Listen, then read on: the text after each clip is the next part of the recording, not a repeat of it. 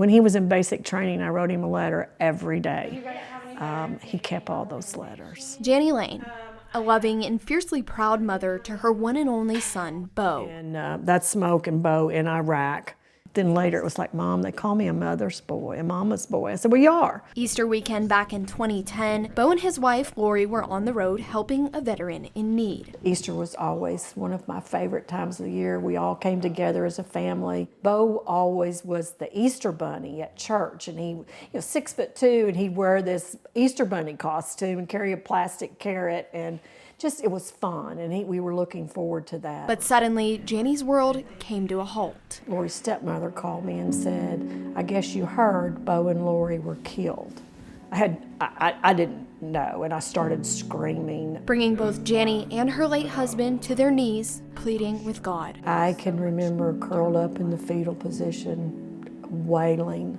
My husband fell on his knees and face down on the floor and asked God to take this burden off, take it off of Bo and give it to him. He offered his life up for Bo's. An outcome she couldn't accept, one that left her feeling empty and without purpose. All of the joy, I'm a woman of faith, and all of my godly joy left my soul.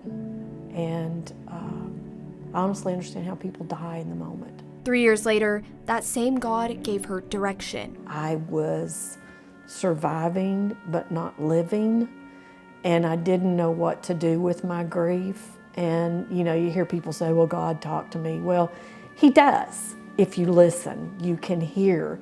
And it was something put on my heart that in order to move past my grief, I needed to help others. Creating Bo's Blessings in honor of her son. It's an organization that helps and supports Northwest Arkansas veterans like Bill Eilers. Back in 1976, I found the calling. I was only 17 years old and I enlisted. There's people that have done much more heroic things.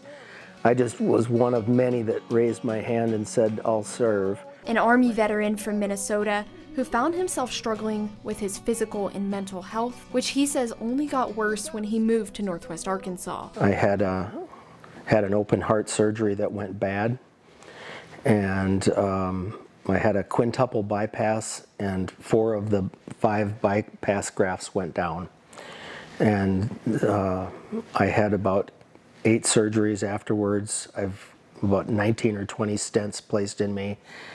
And then my eyesight failed. I went blind in one eye, and the other one's going. I'm losing my hearing. Eilers says Jani Lane and Bo's Blessings soon found him and saw the pain he was going through. I just wanted to crawl under a rock and die. It was truly a godsend to have somebody just see me for my hurting.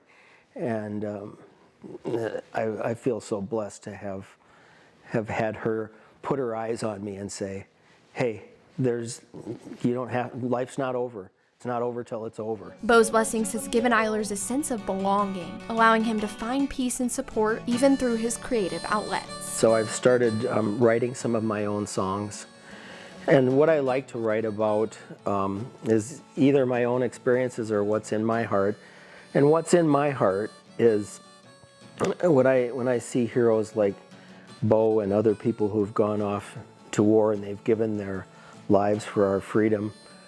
I think it's really important that we remember that it's a privilege to be in this country. Eilers says he still has to work to pay off his medical bills, but once he retires, he plans to be a part of the Bo's Blessings team, helping other veterans just like him. Jani says the stories of lives being changed, thanks to Bo's vision, is part of what keeps her going. There are hard days. There are very hard days, and I call it my season of grief. And of course, her faith and Bo's presence that's still alive and well in the organization. I always wondered if he lived long enough to recognize how much I loved him, and I feel like he did. If he were sitting with us today, what would you say to him? I love you. I love you so much, and I'm so proud of the man you grew up to be, and I am so thankful that I know where you are and that you lived a life for God. Thank you for that. That's what I'd say.